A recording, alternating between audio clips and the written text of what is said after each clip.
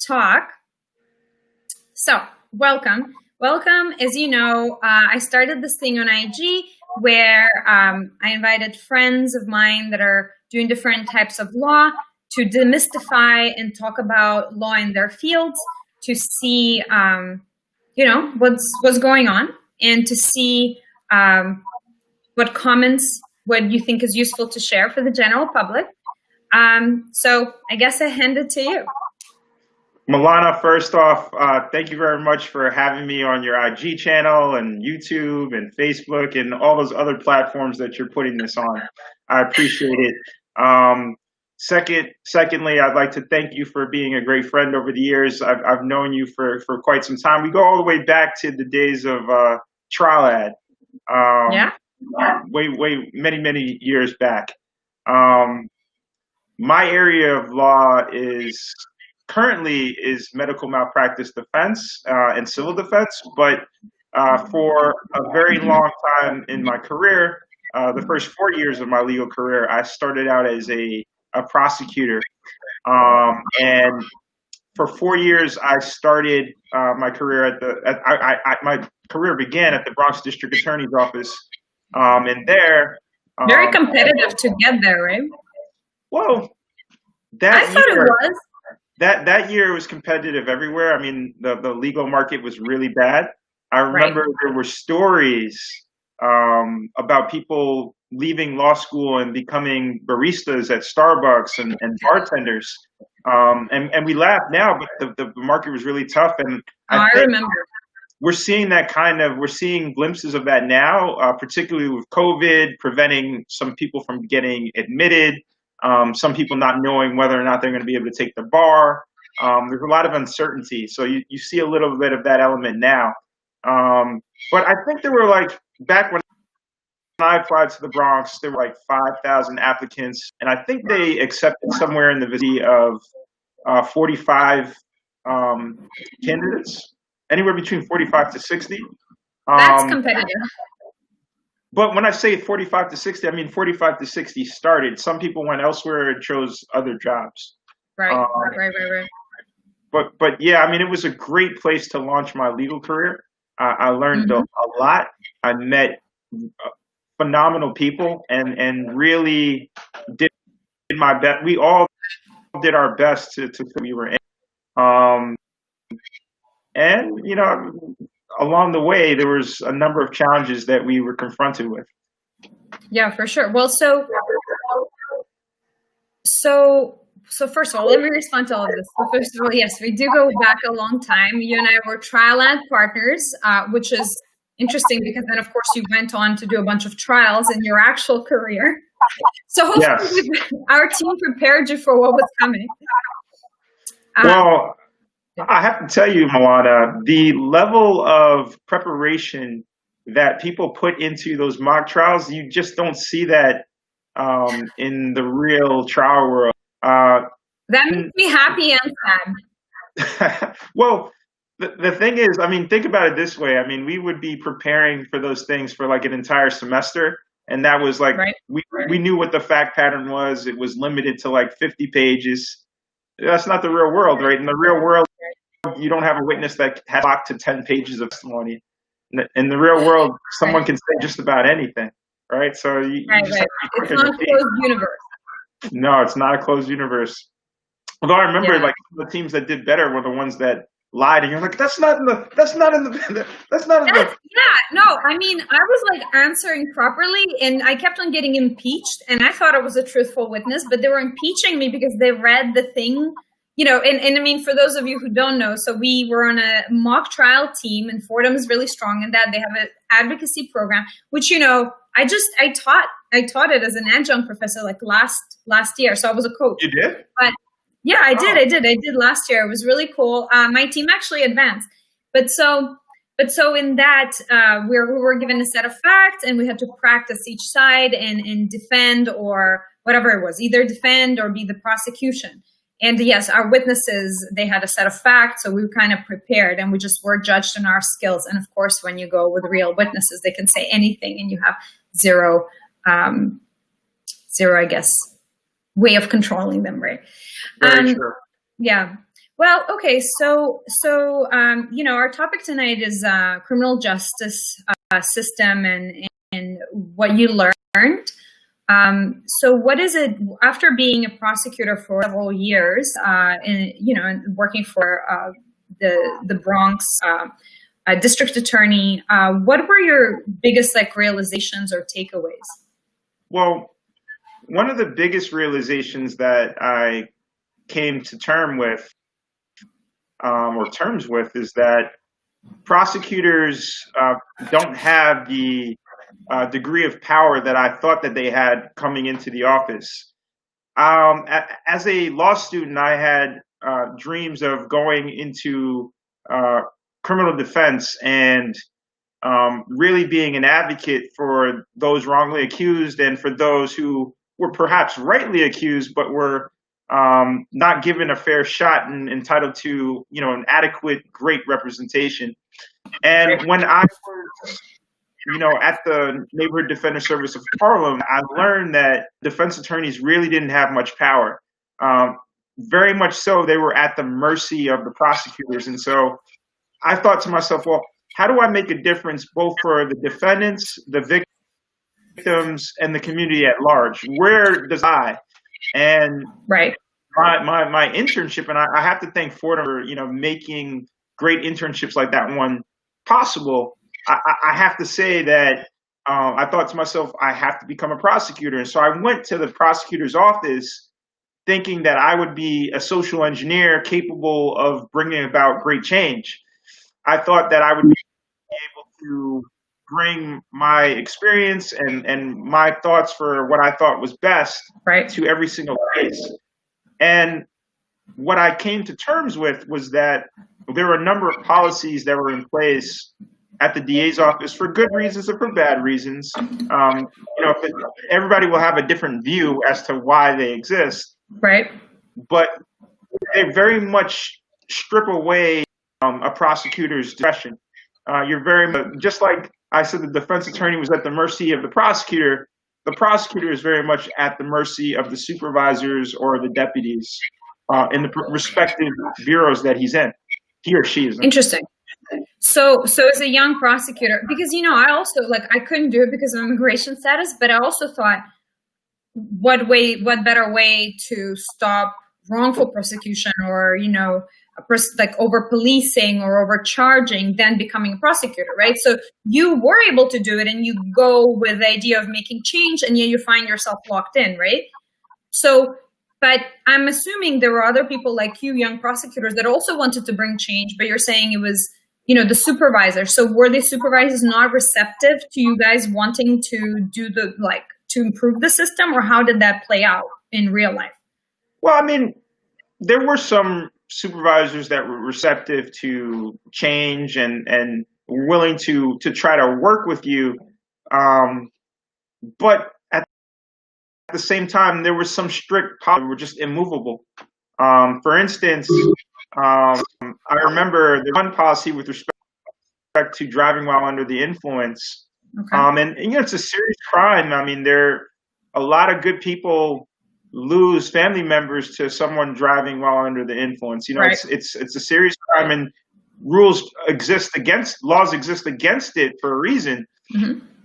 But at the same time, I mean, a lot of the defendants that we would see had, no record, and this is their first contact with the criminal justice system. But my office's policy was, if the person blew over a certain limit, if he blew over a certain level, if his blood alcohol level was a certain point, if it was over 0.08, then the person had to get a misdemeanor, or the case had to go to trial. Okay. And the problem with that policy is that if you give a misdemeanor to somebody with no record, you potentially have sentenced them to a life of poverty, or a life deprived of the same types of opportunities that other people can get, particularly when you're dealing with a defendant population group that's predominantly Hispanic and African American, or of African descent. Right. What you saw in the Bronx is you have people who are already already impoverished, already struggling to get by. And you compound with that, a criminal record, and that could be devastating. Right. I remember looking at the stats and seeing that a Caucasian man with a criminal record actually has a better shot of getting employment than an African American man without one. So just tack on that criminal record, and you've basically screwed that African American man out of opportunities. Yeah. And I took that, that information and brought that to the attention of my supervisors, and they weren't willing to consider that. So what was your suggestion? Was it to relax these policies in certain situations, or you said, look, we have the standard? Like, what was the conversation like? Well, there's no one size fits all formula, for anything. I mean, every case, every person is different. And I remember, I can't say the person's name, but I remember there was one defendant who was a young man. I believe he was 19 years of age. He was going to college.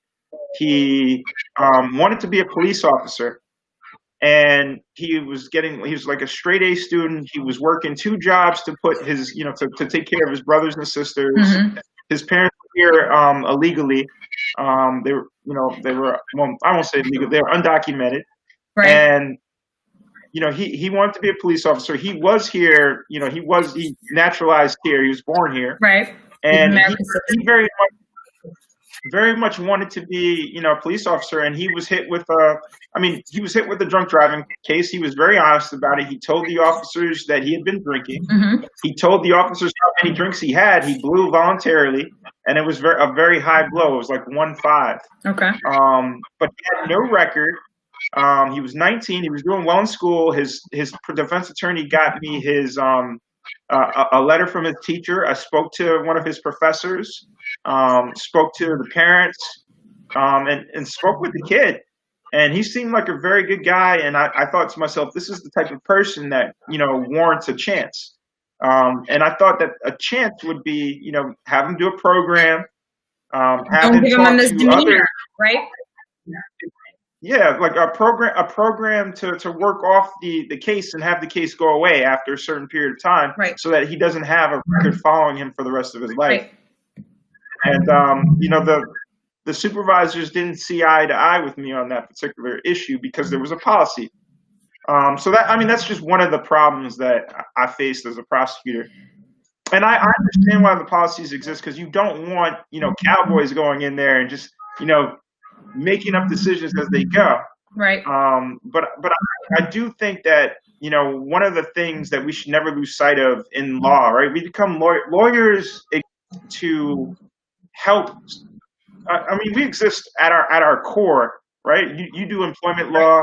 I did criminal defense. I now do. Not criminal defense. I did criminal prosecution. I now do mental defense. But we all exist to use laws for the benefit of society. Of course, right? That's why lawyers should exist. Otherwise, we're a pariah, right? We benefit society unless we're using the law for the benefit of the whole of society.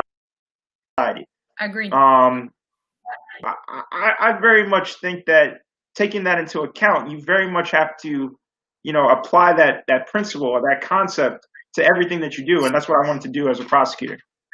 Right. So it sounds like, it's an interesting thing, right? Because you want the application of laws to be uniform, but at the same time, you're saying some of the laws applied were literally robbing people of opportunities. And even as a young prosecutor, you looked at the case, you're the person who's supposed to be charging it. And you said, this is not worth the charge because it would literally ruin his whole life. And he warrants another chance. He's 19 and everything is well. This is just one night, but you're going to condemn him to poverty.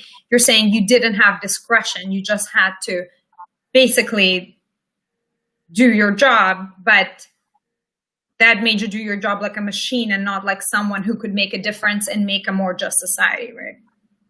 Yeah, the lack of discretion was the biggest issue.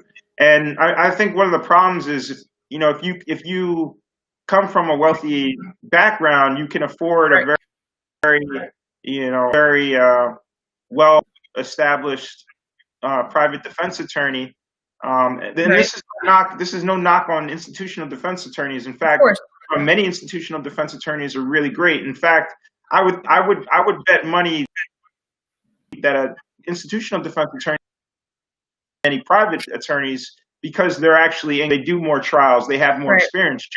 They are overworked. They can be really overworked. And when it comes to misdemeanors, generally they're not putting in as much. Like if you have clients that have robberies and they're facing many years of incarceration, and then you have a client who's facing a misdemeanor, you're probably going to be spending, when you decide to prioritize your time, you're going to spend more time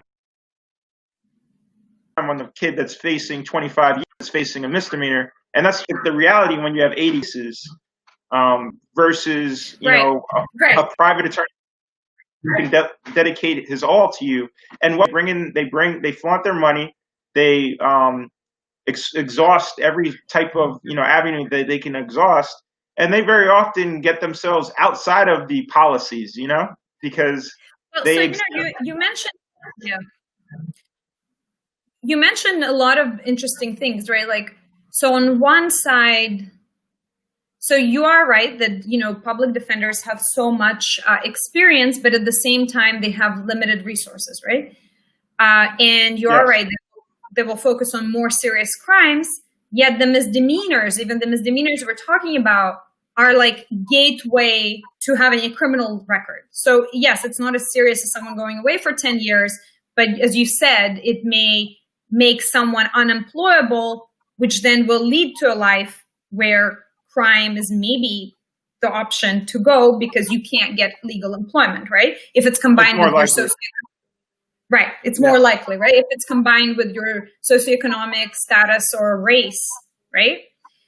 And then you say also something that I actually have seen. I know someone, I can't name, hopefully I don't accidentally say it, but I know someone who went to law school with us who had been convicted of several drug charges and had rich parents that got him a lawyer, and this is not a criminal record. Yeah. It's gone and forgotten. Gone and forgotten. That's the issue that I had with these tough, stringent policies, because in wealthy neighborhoods, they look the other way. Like in the Bronx, for instance, they see kids in the hallway smoking marijuana, they get arrested, they get brought in. And I say they, as in back when I was a prosecutor. Now it's my understanding they don't prosecute marijuana anymore. Right. But when I was there, they did. And, they would arrest people, they'd bring them in, they would charge them. But in, Scarsdale, are you familiar with Scarsdale? Just hearing it. Also sounds like Skarsgård, which is an actor. But just kidding. Okay. I'll say Park Avenue, at a Park Avenue penthouse, when the kids decide to smoke marijuana and, if a call is made to the police will gingerly knock on the door and say, can you please stop it? Right. And they'll probably say, okay, because those kids are loaded. They could be, connected to politicians, people who have a lot of power. Yeah. And so, the treatment, the difference in treatment that is given to those that have money versus those that don't is very startling. It's very stark.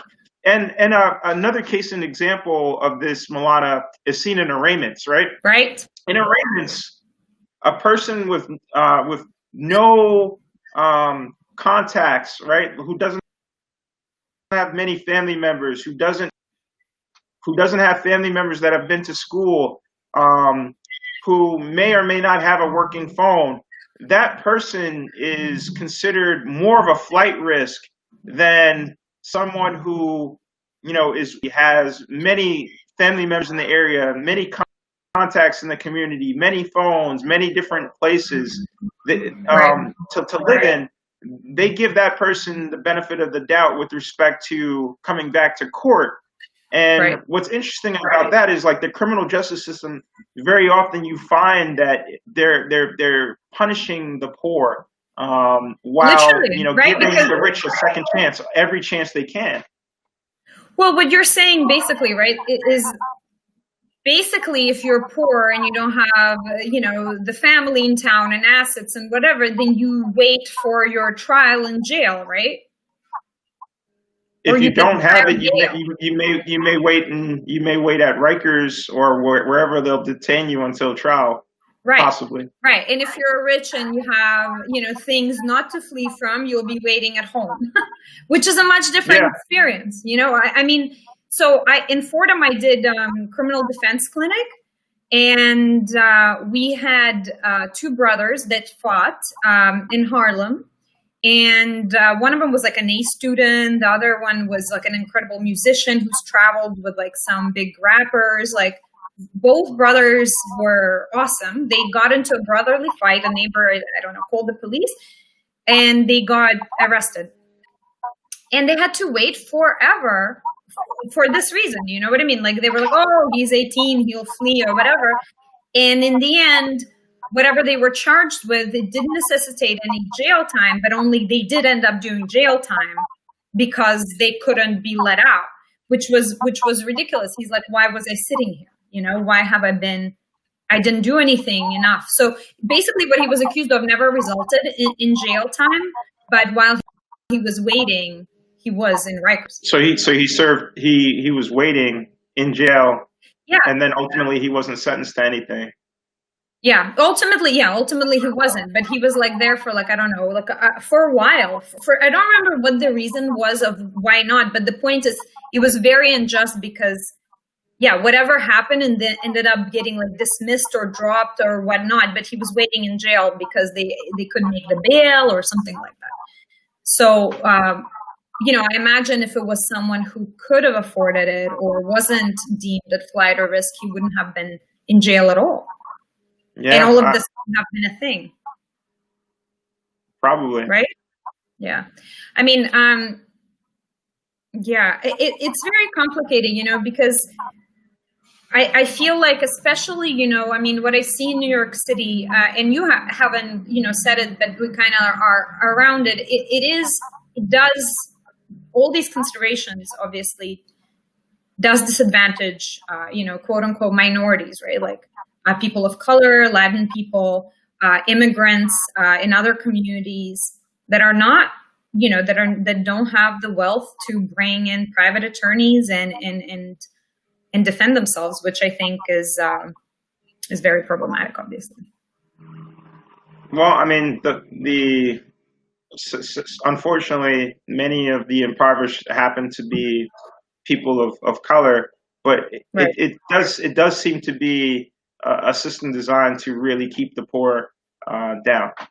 And right. I think something needs to be done that works to try to address the causes of the criminality first, before focusing on punishment. I think the ideal system exists where, a prosecutor is no longer even necessary. He's just an afterthought, only in, the worst case scenarios. Right. He's a last resort. There's so many other things that is to prevent that from happening. That is the ideal, the ideal situation. No, you're right. You're saying like, why do these sort of things happen here, and how can we reform it, right? Like, there's been many studies that correlate education, more after school activities, with a decline in crime, So instead of, let's say funding police and prosecution, what if you were funding education, and childcare and things like that, and taking burden off families that may be working several jobs, just to put lights on, right? And then, of course, that would decline. And you know what? I mean, I think, we pay a lot in taxes. We pay nearly 33%, nearly 33% of our, our pay goes to taxes. And so I think we should probably be a little bit more vocal about how our taxpayer dollars are being spent. If that's what we want, we should be saying that's what needs to happen. I agree with you. I mean, honestly, I hope you consider entering politics. I'm sorry to say this, but I hope you consider, because you have a perfect perspective on what needs to be done, and you're American at a great age with a great education. I honestly think I hope you lead this thing. I mean, I can't, right? I'm an immigrant. I can't. I don't have the opportunity, but I hope you do, because I know. I don't know. I don't know what you mean. I mean, you're here. You're part of. This nation. You're a valuable part of this nation. You're not just a cog in the wheel. Thank you. Yeah, I know. Great experiment that is America. So you can do your part as well. And everybody's part is going to be different, but everybody's instrumental and integral to the future. Yeah, totally. I mean, you're here. You're not going back to Russia, right? I hope not. I mean, well, actually, you never know. You never know how to look. I mean, with me, it's different, right? Because I think you have to be here for a certain amount of time. You have to, you can't be president if you weren't born here, but you can be. Oh, no. President, that's never going to happen. That's a cool dream. Yeah. Hey, dream big. This is my part in this motivation. Anyway, no, I'm joking. But I'm not joking about the president. I'm joking about the motivation. But well, fair enough. So, all right. So you shared several examples, right? That you saw go wrong, and you felt there was no discretion. While you were a prosecutor, did you see any good changes or progress or anything that is good? Yeah, I mean, I think there's a movement towards being a little bit. Okay, let me take a step back. Okay. Before I left my job, a new DA was elected. Her name was Darcel Clark. She came in, and she came in on a platform of being a little bit more progressive and trying to change things. Okay. And I did see some programs that she put together that were looking to try to address some of those root causes that we were talking about. For instance, she implemented a warrant forgiveness program where they brought in people who were facing low-level warrants for like, walking, in the street with an open container or public urination, things like that. Yes. And they came in and they gave them an opportunity to get their warrants expunged and their cases dismissed, without any questions, which is good because, if you have a warrant, that impacts it. That impacts your ability to travel. There's a lot of ramifications. You apply for a job, you may get rejected because you have, they do a background check. They see that you have a warrant. So that was a good program that she put together. Also, I saw, they were operating a number of mentoring programs for young people in the community, pairing them with members of law enforcement. That can be good. Wow. Yeah. I also can see how that can be bad. How bad? Because, well, the good is that, you create a sense of community between law enforcement and the community. I think at the end of the day, if you want the best outcomes, you have to realize that we're all in this together and we all want the same thing, which is, the officers want to be able to do their job and do it safely and keep their, keep their units and the areas that they serve safe.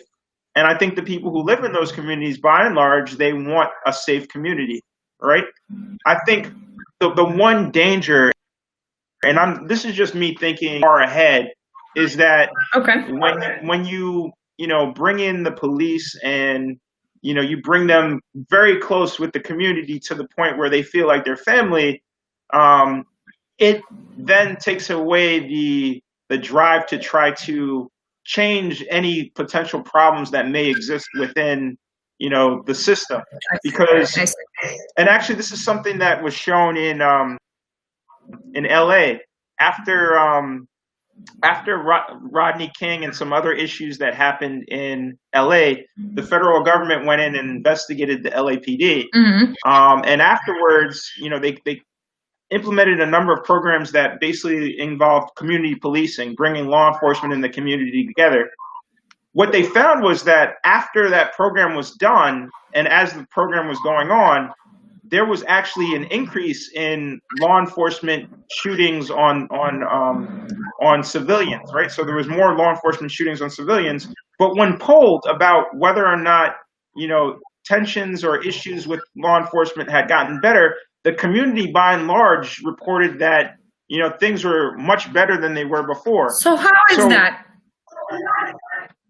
That's interesting. So the perception of the community changed, but the reality got more brutal. Exactly. So that's why I'm saying, like, I'm thinking, like, perceptually, like, ostensibly, it sounds like a great idea. Optically, it looks good, but there's some stats that and some reports that kind of show that could be dangerous. Interesting. If it's basically like putting paint on a house that's, a fresh coat of paint on a house that's falling down. Yeah, so you're still the house is still falling down, but it looks nice. Right. That makes sense. I mean, maybe that totally makes sense. Maybe you capture some people and they become police officers and off the street and it looks good, but you're saying overall that does not help the underfunding of those areas or the gap. I think it helps, but I think that can't be the only thing that you do, right? You have to do that. Of course. Plus you have to fix, like I said, you don't want to put paint on a house that's falling down, right? You want to fix the foundation of the house, maybe tear down the frames and put up new frames. You don't want to dress something up in a way that it's not. Right. Exactly. Yeah. I mean, it's interesting. It's interesting because, I think when someone comes into a public position, they have a lot of pressure for optics and immediate results. So I think programs that look good versus, something that may take 10 years to change it's like almost incentivized, right? Like the incentive, unfortunately, for politicians is often short-term or public service, right? That is one of the problems with politics generally, right? It's short-term gain for the purpose of getting reelected. And I mean, if you look at the terms, like the period of the terms for a number of elected officials, like for instance, representatives in the House, they only get 2 years, right? So, well, what are you going to do in 2 years? Like you get elected. After you finally get in to do the work, you're working on your next election, right? Right. It doesn't really. I don't know. There's something needs to. When civic service was started back in the 1700s in America, it was like an honor. It was something that you lived your life professionally as a doctor, and then when you no longer want to be a doctor, you say, what, I'm going to serve my community as a congressman, or you served in the military, and then you said, I'm going to serve my community, in Congress or whatever local board existed, you served, and you did it for a limited amount of time. You didn't do it for the purpose of being reelected. You didn't do it for the power. You did it because you felt something about your community. And I think that was the beautiful thing about this country. Like, people fought for this country originally, right? So they all wanted to be a part of it. They wanted to see it grow. Right. And now, unfortunately, what you see too often is that people get into it for the power, for the fame, for themselves. For the money, guaranteed salary for the rest of your life, and for some positions, even if you're no longer doing it, Really? I didn't realize you got a salary even if you're not doing it. The president gets paid a salary for the rest of his life. Will always have Secret Service, not to the extent that the current president has, but they always will have a Secret Service detail.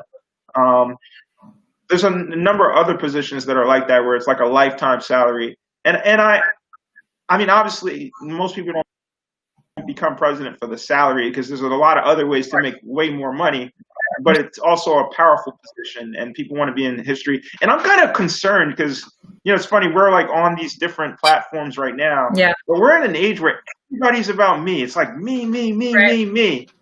And, like, you look at these little 5-year-olds and they're on Instagram and all these other things, and they'll see something bad happens, and they don't go to help the person, go to take photos so that they can post it, so they can get it on their page.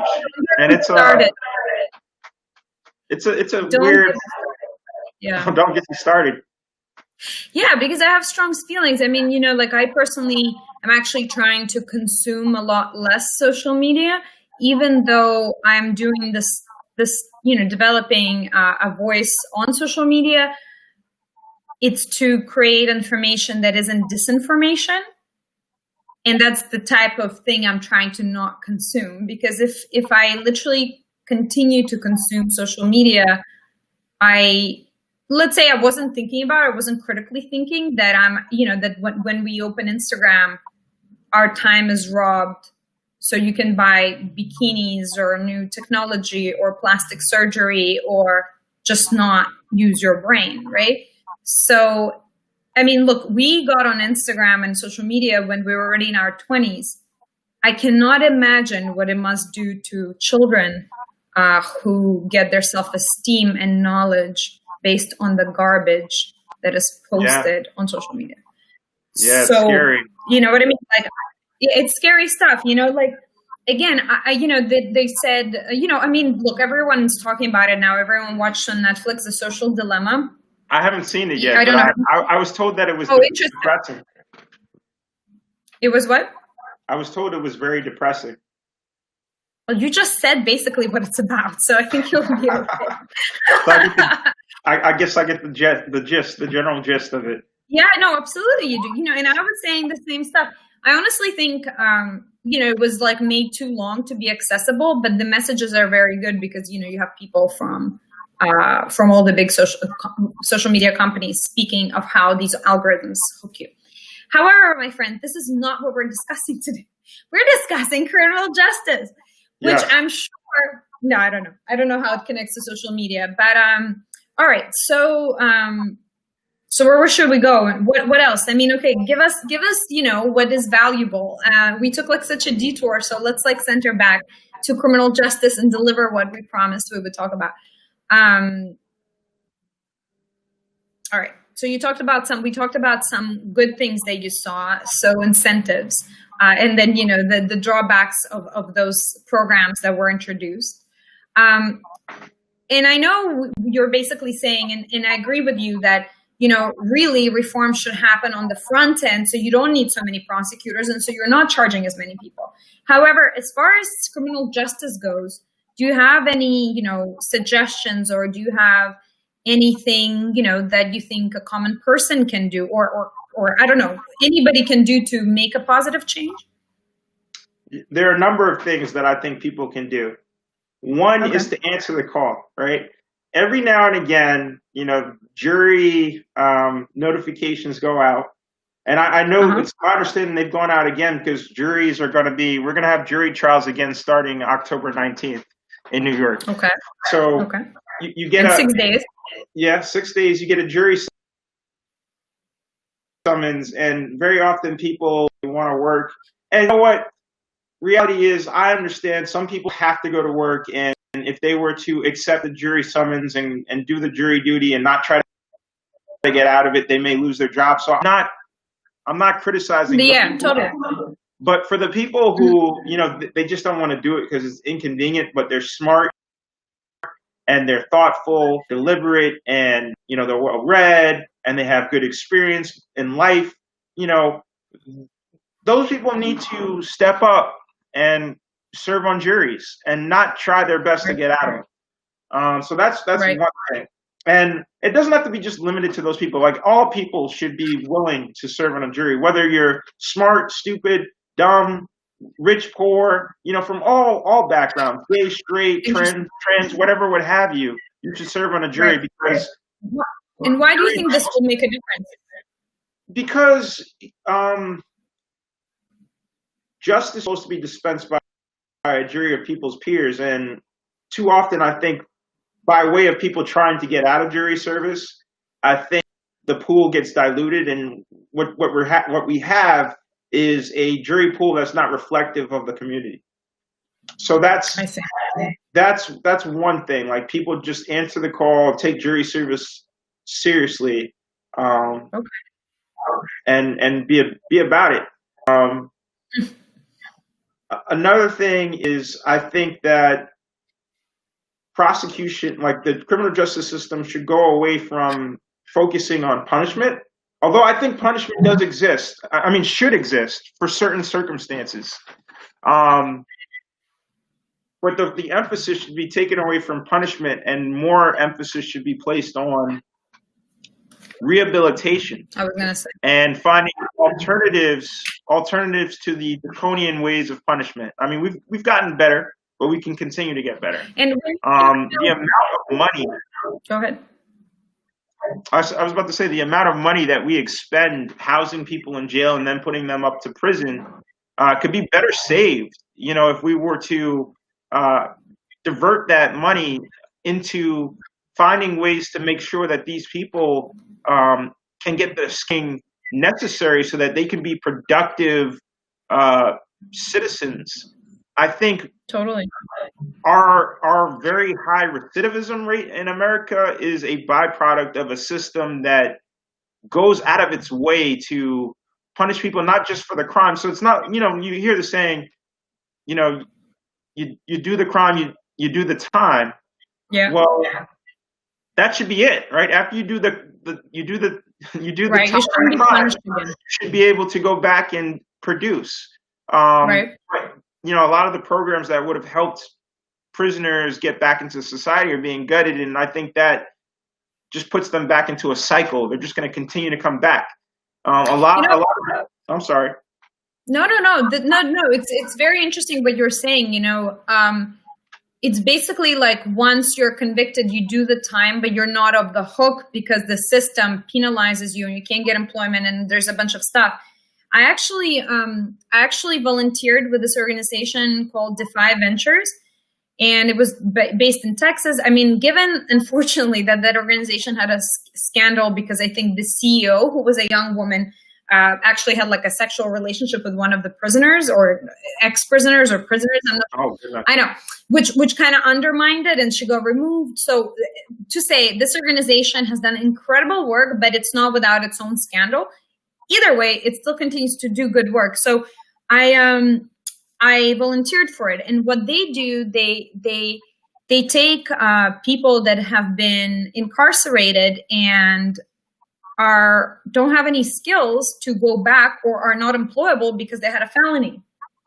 And so they train them, they give them like a basic entrepreneurship education. You know, they tell them from, like, it depends. They send their, some people that have had education, they start them further on, but some that haven't had any, they tell them about punctuality, dress, like just simple things. And then the more advanced ones, and you can do like different modules, you know, they progress further. Well, so they have done, their graduates have, I don't know if you know this gym. It's like, I think they have a couple of locations now. They've been on TV, called Con Body. It's like, never heard. Well, it's this guy who was in New York City, and he was like a drug dealer and was put to jail for many years. And then through this program, he opened the gym where he employs people with felonies, and you know, it just became a trendy workout thing. And then they had like a bus a couple of years ago going around Manhattan training people. He gives like talks on business at Harvard, because he's like, I had street smarts, but I didn't know anything about the legal system. So I could make business, but the business I made was illegal drug dealing, right? And then when I got the tools I needed to create it within the legal sphere, it succeeded, right? So it's very interesting because they reframe the idea that someone could be entrepreneurial, but literally not know how to navigate it legally with restraints and red tape, right? And so they had a couple of success stories that have come out of it. They had a person who now develops affordable housing, and he spent like 20 years in jail. And then when I had met him, he had 80 units, affordable housing that he ran. Incredible. It was incredible work that they did. And all of this through education and rehabilitation and not punishment. So that person from the Con Body business, Milana, is with the criminal justice system. I mean, that's the, and it's not the criminal justice system's fault, but it's all the things that lead to people becoming a part of it that's the problem. I mean, you have people that could very easily be CEOs of Fortune 500 companies or better.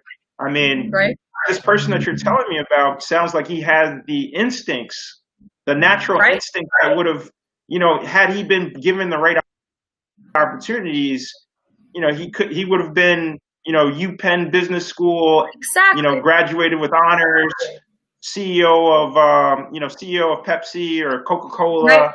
or he could have started his own business, and then is making hundreds of millions of dollars, employing hundreds of thousands of people. I mean, this is the problem with the system as it's designed right now. It's preventing those people from getting there.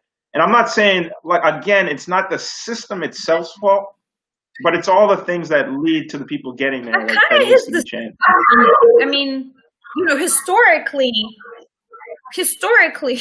there have been so many reforms and laws that took budgets and put them towards certain areas and not other areas. And there were certain, you can't go to school. Do you remember the thing in the news? It was a mother who used the father's, or like her father's address to put her children to a better school district and went to jail for like 6 or something for a couple of years. In Connecticut, I remember that. Yeah, I do remember that. Insane. Meanwhile, those ladies that spent money to get their kids sent into college and lied and stuff, they're getting like 6 months or something like that. It's like home arrest or something like that. I think they got 15 days or something. 15 days and like it's like home arrest or something like that, right? Yeah, it's something like that. Well, it's interesting because I have a personal friend who went to our law school, whose mother realized the education, and she did the same thing. She just like drove, I think, him and his sister for 2 hours to a better school, and obviously didn't get caught. Like that went well, and he graduated and became an engineer and then a lawyer, and now works for like Facebook. And she graduated, became a pharmaceutical, a pharmacist or something, and has like 2 apartments by the age she's 28. But when I talked to him about all his friends that didn't get that, whose parents just let him go to the school in the area, he said to me, out of 6 friends I know, 1 is dead, 1 is in jail, the second one in jail, the third one came out, and the other one worked at like a gas station. And I was like, it wasn't that he was the smartest kid. It was that he went to a different school, and that made all the difference. And then, he was my friend and partner in law school. So yeah, I agree with you. I mean, I do think that making education, focusing on that would make all the difference. But yeah, so rehabilitation. Sorry, I stole your point. I hijacked your point. No, you very much reverberated it. You did well. Thank you. I mean, I think about this a lot, right? Because ultimately, I think, early on, actually, I was talking to Will about this on his show, our common classmate, last week. I believe if not us, then who? If not now, then when, right? I think awareness, and this is why I'm doing this series to begin with, we have to be aware of issues, of what we can do, and do it. Hopefully, I mean, look, I'm just starting out, but let's say one kid one day watches it and says, okay, I'm going to do that. I'm going to, go and volunteer there. I'm going to start our own program. Like, we have the power to do something about it, but to do anything about anything, you have to know where the problem is and what possible solutions are, which is why I hope that, discussing some of them puts it on the map for other people. So anyway, but bringing it back to you.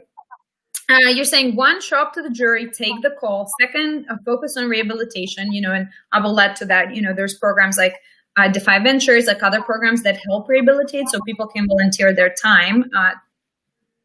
What else do you think could be a part of the solution?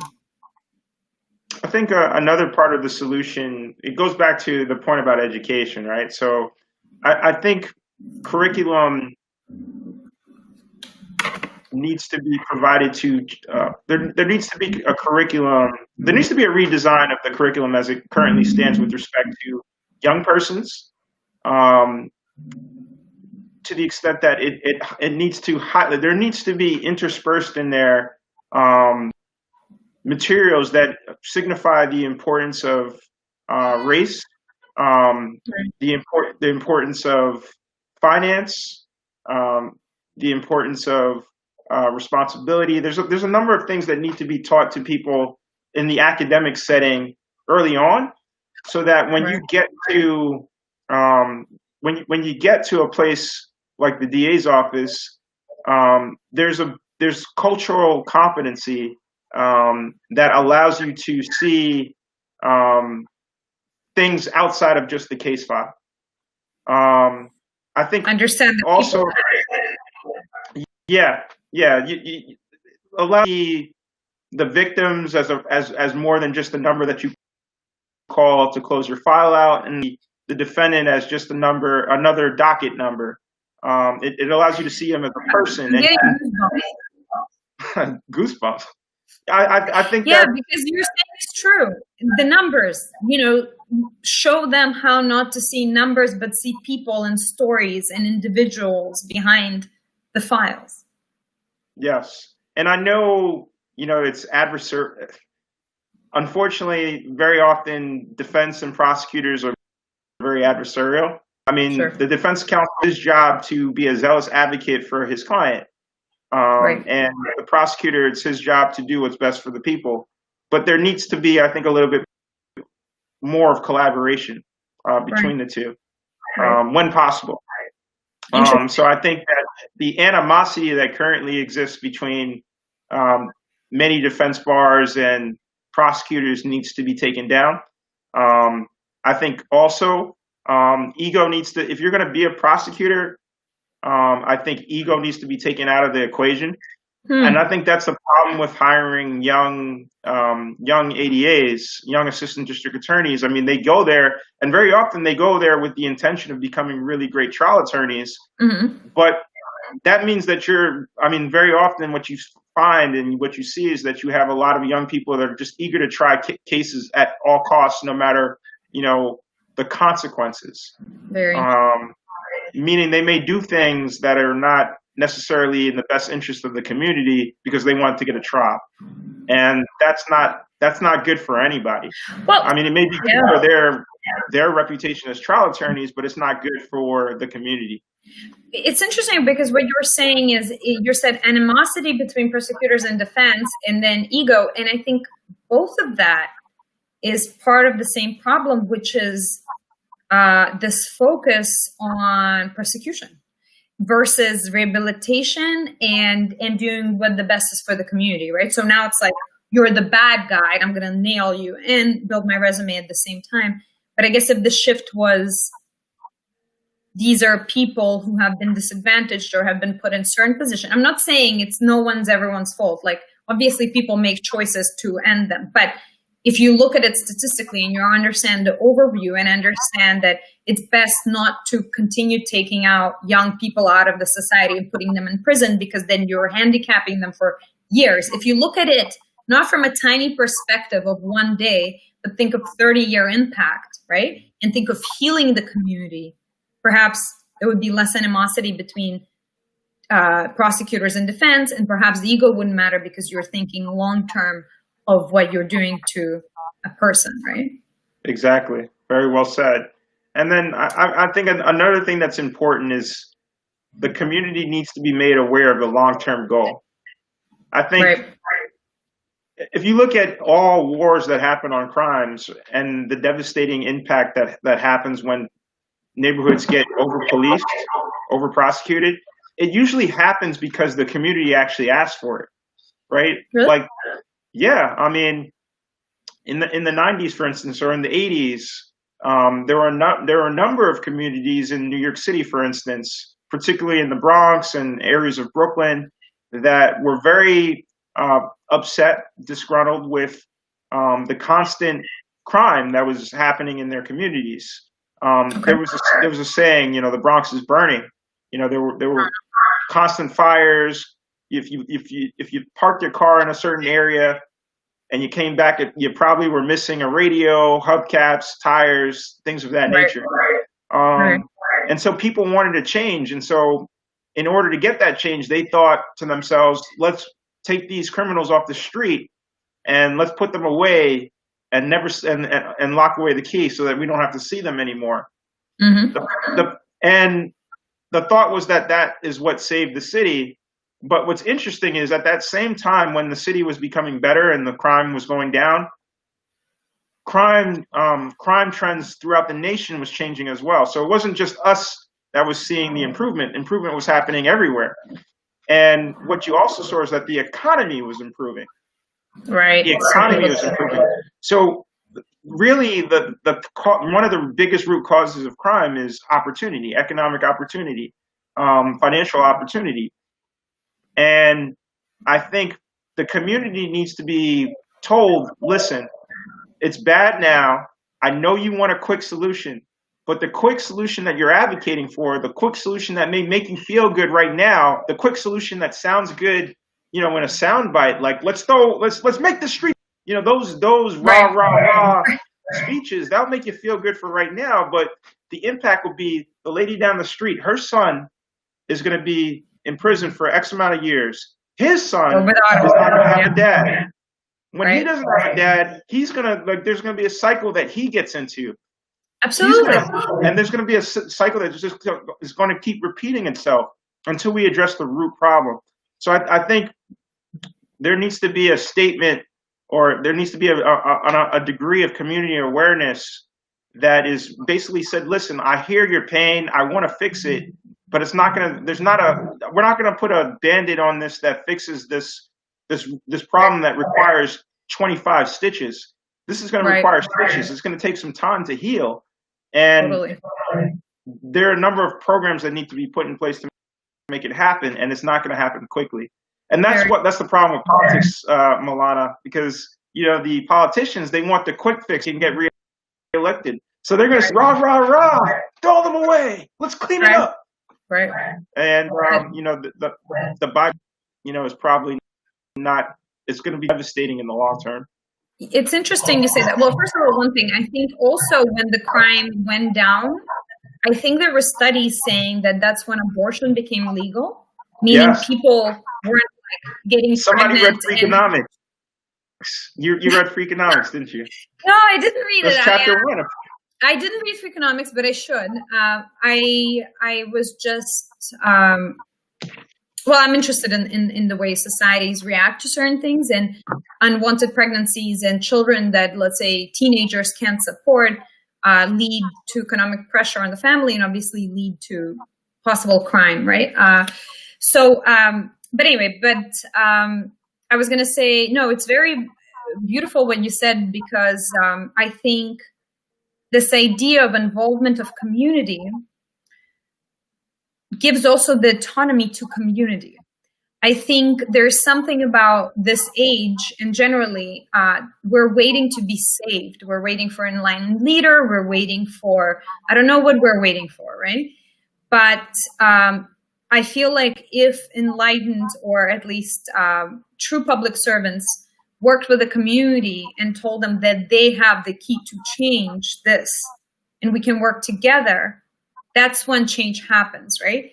I'm a strong believer that when you try to rescue people, you take away their opportunity to make change. And if people don't think they have power, there's actually a beautiful poet that I forget her name. I think it's like Walter something. God, I wish I remembered her name. But I mentioned, I should have wrote it down last week. But saying, one of the ways we think we don't have, one of the ways people give up power is thinking they have none, right?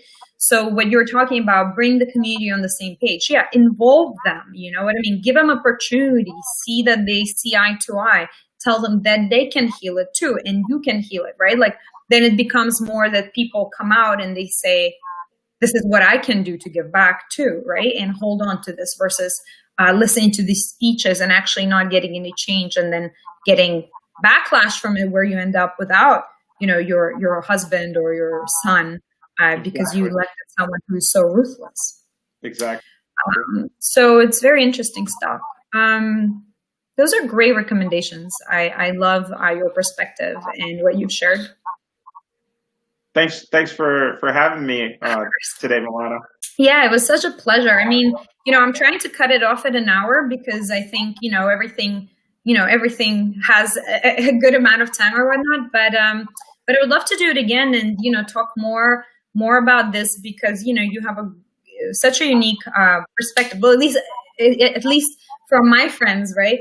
Because I don't know that many ADA attorneys, and well, you know, Constantine was a prosecutor, and oh yeah, that's true. Graham became a prosecutor. I don't know Graham. I don't think. Graham, or maybe I do. Graham Amadeo? No. I hope he doesn't watch this, and I'm like, yeah, I have no idea who he is. Well, Brittany Russell's husband to be, I believe. Mm-hmm. Yeah. Anyway, Kristen Tendy was a prosecutor. Oh yeah. Okay. Yeah. Well, either way, I hope you do come back. Thank you so much for sharing everything. Is there anything else?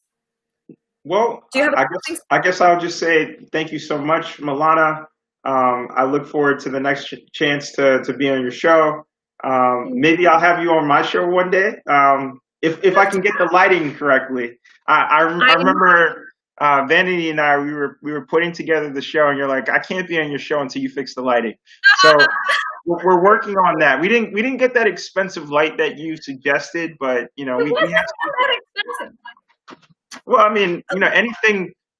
Vanny will tell you I'm very cheap, so anything over, anything over, $1 is, Okay, well, I mean, who can suggest you lighting over the? But you know what you can do? You can just use the lamp with the lampshade and put it in front of your camera, and lighting is solved. Got it. So just move your lamp. All right, Travis, thank you so much. I appreciate your time. I appreciate you. And I'll see you soon. All right. Bye-bye.